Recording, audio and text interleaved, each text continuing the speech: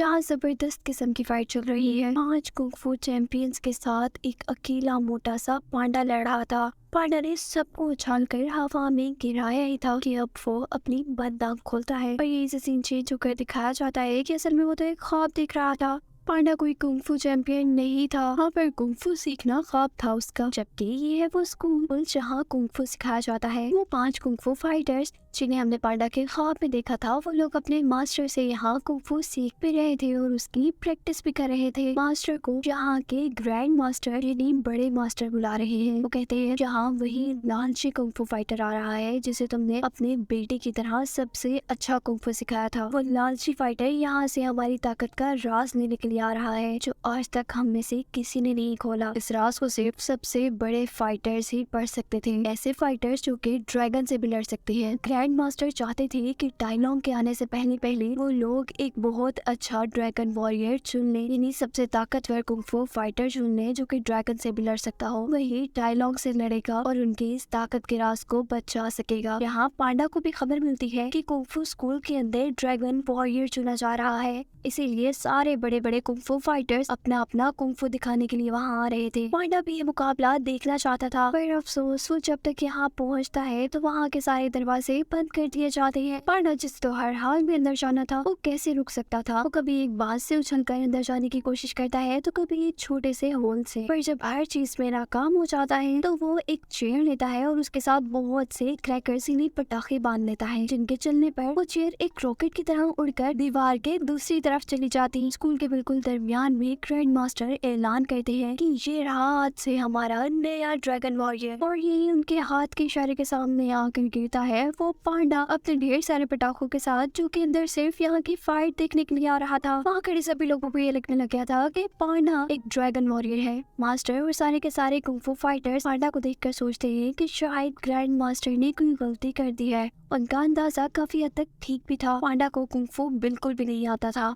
Master grand master के फैसले से काफी परेशान थे और वो अपने एक स्टूडेंट को उस जगह पर भेजते हैं जहाँ टाइलोंग को यानी उस लालची कुंग-फू फाइटर को बांध कर रखा गया था। हजारों लोग उसकी निगरानी कर रहे थे कि कभी वो यहाँ से बचकर भाग न निकले। उस जगह से निकलने का कोई रास्ता नहीं था। जबकि पांडा तो अब कुंग-फू स्कूल में पहुंच गया था, तो वो एक ऐसे रूम में था जहाँ जगह जगह ड्रैगन्स बने हुए थे। ड्रैगन से लड़ने के लिए बहुत से हथियार थे वहाँ पर। उसे तो ये सारी चीजें देखकर बहुत मजा आ रहा था। बचपन से वो यही सब तो देखना चाहता था। और तभी मास्टर वहाँ आते हैं। हड़बड़ी में पांडा से एक वॉल्स टूट जाता है और यहाँ मास्टर समझ जाते हैं कि ये कभी टाइलोंग से नहीं लड़ पाएगा, ये तो वाकई में ही बहुत फजूल है। वो उसे ट्रेनिंग रूम में ले आए थे। सारे के सारे कुंग-फू फाइटर्स अपनी अपनी ट्रेनिंग कर रहे हैं। यहाँ जगह जगह आग थी, कांटे थे, जिनसे बचते हुए दो लोग आपस में बहुत जबरदस्त तरीके से लड़ रहे थे। एक ड्रैगन वॉरियर के तौर पर चुनने के नाते पांडा को भी ये सब कुछ करके दिखाना था। वो कैसे करता उसने कभी नहीं किया था। वो तो ये सारी चीजें देख कर ही घबरा चुका था। वो मास्टर को मना भी करता है, पर मास्टर कहते हैं नहीं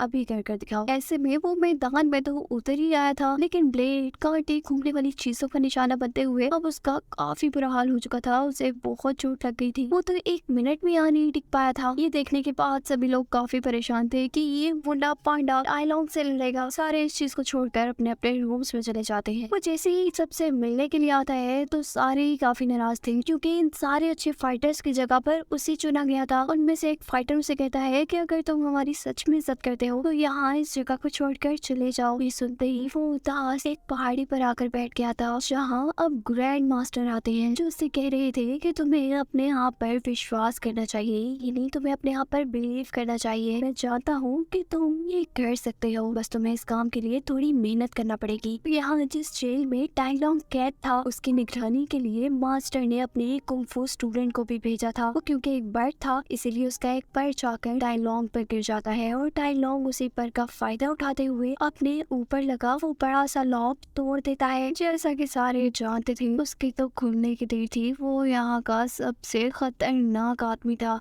उसके आगे कौन टिक सकता था। वो सारे के सारे गार्ड्स को मारते हुए आगे बढ़ा था। गार्ड्स उसे रोकने के लिए पुल तक तोड़ देते हैं, पर उसकी स्पीड में कोई फर्क नहीं आता। वो तो कुंग-फू का चैंपियन था। वो उड़ते हुए वहाँ से भागता है और जो स्टूडेंट मास्टर ने भेजा हुआ था, उस स्टूडेंट को कहता है जाओ जाकर बता दो अपने मास्टर को मैं छूट चुका हूँ और देखता हूँ आपका ड्रैगन वॉरियर भी मुझे कैसे मार पाता है। यहाँ सुबह होने पर मास्टर अपने सभी स्टूडेंट को जगाने आए थे, लेकिन पांडा तो उन्हें रूम में मिला ही नहीं था। सारे समझ रहे थे कि वो तो डर कर भाग गया होगा, पर असल में वो तो उनसे पहले ही ट्रेनिंग करने के लिए पहुंचा हुआ था। यहाँ उसकी लड़ाई होती है इन सारे कुंग-फू चैंपियंस के साथ। सारे ही उसे मान गिराते हैं और आखिर में मास्टर जब खुद पांडा से लड़ते हैं तो पांडा को काफी चोट लग चुकी थी। वो तो सीढ़ियों से भी गिर चुका था और तब वो बाकी कुंग-फू फाइटर उसकी थोड़ी मदद करते हैं दर्द को कम करने के लिए। वो लोग उसकी निडल थेरेपी कर रहे थे जिसकी वजह से उसको दर्द में आराम आ जाए। पांडा सबसे कहता है कि मुझे लगता है शिफू तो बहुत ही ज्यादा रूड है, लेकिन वो सारे स्टूडेंट पांडा से कहते हैं ऐसे नहीं थे वो पहले। उन्होंने अपने एक स्टूडेंट को बिल्कुल अपने बेटे की तरह प्यार किया, अपने बेटे की तरह उसे ट्रेनिंग दी, लेकिन उसी ने ताकतवर बनकर उनको धोखा दे दिया। उसके बाद से मास्टर का एतबार टूट चुका है। वो अब किसी को भी प्यार नहीं करते और न ही किसी को सबसे अच्छा कुंग-फू सिखाते हैं। असल में ये कोई और नहीं बल्कि वो टाइलॉन्ग ही था जिसे मास्टर ने अपना बेटा बनाया था, पर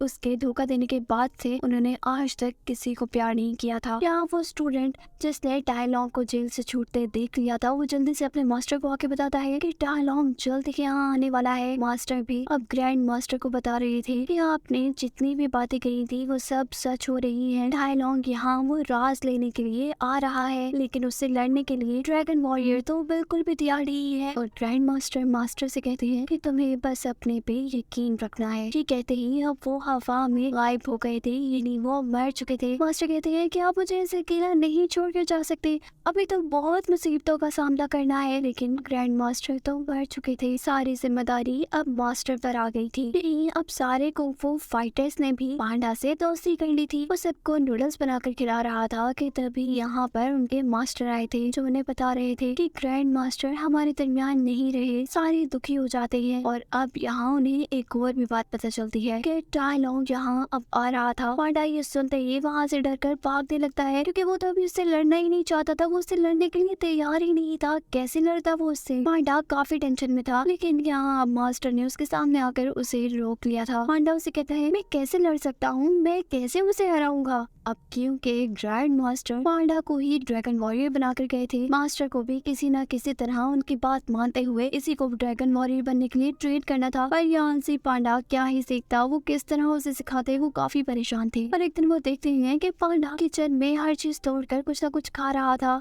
पर तभी मास्टर आके बताते हैं कि मंकी अपने फेवरेट बिस्किट बहुत ऊपर करके रखता है। पांडा उनकी बात सुनते ही बिस्किट खाने के लिए ऊपर चढ़ जाता है। ये देखते ही मास्टर समझ गए थे कि पांडा को यहाँ पांडा नहीं, अगर वो अपने मतलब के लिए इतना ऊपर चढ़ सकता है तो वो कुंग-फू भी सीख सकता है। जबकि दूसरी तरफ सारे कुंग-फू फाइटर्स जो कि ये जानते थे कि पांडा एक ड्रैगन वॉरियर नहीं है, असल में वो टाइलॉन्ग को नहीं हरा पाएगा, वो अब अपने मास्टर को बताए बगैर ही टाइलॉन्ग से लड़ने के लिए चले गए थे। वो बुरे टाइलॉन्ग से अपने इस गांव को बचाना चाहते थे। जबकि यहाँ मास्टर को भी एक तरीका मिल गया था पांडा को अच्छा कुंग-फू सिखाने का। वो खाने की लालच दे देकर पांडा को कुंग-फू सिखाना शुरू कर देते हैं। यहाँ पांचों कुंग-फू फाइटर्स और टाइलॉन्ग के दरमियान में लड़ाई शुरू हो गई थी। इससे पहले कि टाइलॉन्ग उनके गाँव में आता, वो लोग गाँव में आने वाला ब्रिज ही तोड़ देती है, लेकिन इस ब्रिज के टूटने से उसे कोई फर्क नहीं था। वो तो बहुत ही स्पीड से आगे बढ़ रहा था और तभी टाइग्रस आगे बढ़कर टाइलॉन्ग को जोर से पाँव मारती है। अब टूटे हुए ब्रिज के ऊपर ही टाइलॉन्ग और उसके दरमियान में लड़ाई चल रही थी, जबकि दो कुंग-फू फाइटर ने ब्रिज के रस्सी को पकड़ा हुआ था। जब कुंग-फू फाइटर्स देखते हैं कि एक आदमी तो टाइलॉन्ग के सामने नहीं टिक पा रहा तो सारे मिलकर उस पर हमला करते हैं। लेकिन इससे भी क्या होना था, वो तो इन सबसे बेस्ट था,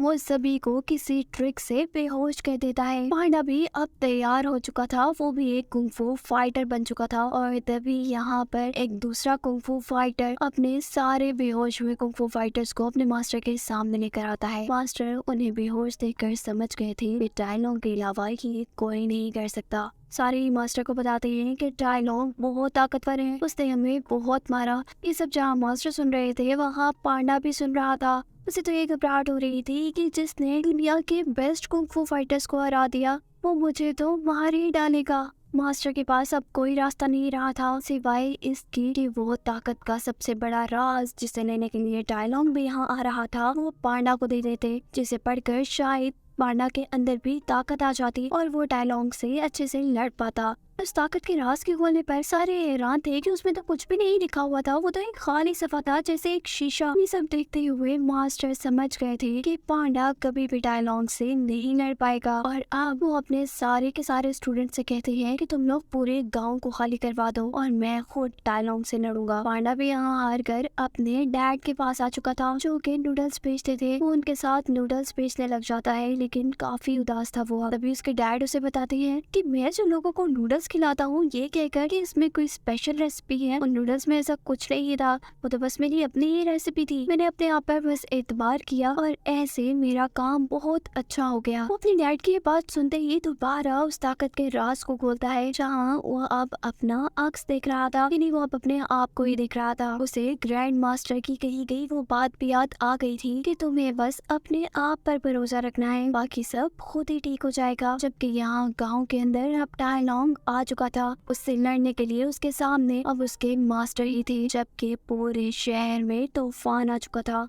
टाइलॉन्ग अपने मास्टर से कहते हैं आपने बिल्कुल मेरे साथ अच्छा नहीं किया, मैं सबसे अच्छा कुंग-फू फाइटर था और ग्रैंड मास्टर ने क्या किया, मुझे ड्रैगन वॉरियर नहीं चुना, मुझ में क्या कमी थी, अगर मैं वो ताकत का राज नहीं लेता तो क्या बुरा हो जाता। और तब मास्टर बताते हैं कि तुम असल में लालची थे, और ये बात ग्रैंड मास्टर जान चुके थे। अच्छा हुआ उन्होंने तुम्हें वो ताकत का राज नहीं दिया, और तुम वाकई में ही लालची थे, तुमने तो मुझे भी नहीं छोड़ा। ये कहते ही अब उन दोनों के दरमियान में एक बहुत बुरी लड़ाई होना शुरू हो गई थी। मास्टर उड़ते हुए उसे मार रहे थे, जबकि टाइलॉन्ग भी उन पर हमला कर रहा था। वो बहुत मुश्किल से अपने आप को उस हमले से बचाते थे, लेकिन क्योंकि अब मास्टर काफी बड़े हो चुके थे, टाइलॉन्ग काफी ताकतवर था और उसे अपने मास्टर की सारी ट्रिक्स भी पता थी। इसी वजह से वो मास्टर को हराने में कहीं न कहीं कामयाब हो जाता है। टाइलॉन्ग अपने मास्टर को जमीन पर गिराते हुए एक स्टिक के जरिए उसका गला पकड़ लेता है। इससे पहले कि मास्टर मर जाते, जहाँ एंट्री होती है पांडा की, जो कि दीवार तोड़ते हुए यहाँ आया था। टाइलॉन्ग पांडा को देखता है और उसे जैसे ही याद आता है कि ये तो ड्रैगन वॉरियर है,